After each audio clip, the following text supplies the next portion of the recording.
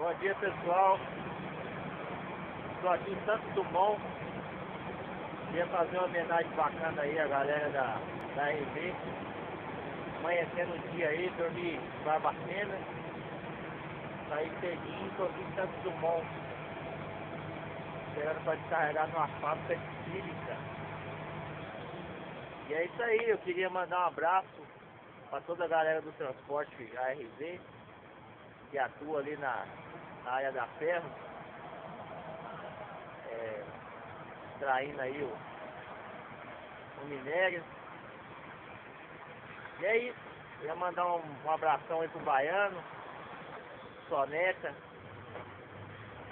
Pudim, Márcio Tobão, nosso querido Jequié aí, nosso auxiliar, que auxilia a gente nas manobras aí, no dia, na tarde, na noite. O nosso encarregado aí, o Barnabé. O Pedrão, grande Pedrão. É difícil lembrar da galera assim, todo mundo, porque a saudade aperta e é isso, pessoal. Vivendo uma nova vida aqui fora. Tô esperando vocês aqui também.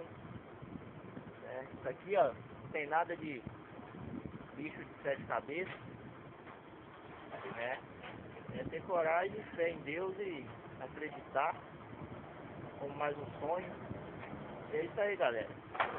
Um abraço para todos aí que eu não mencionei o nome. Um forte abraço e vou se despedindo aí. Falou.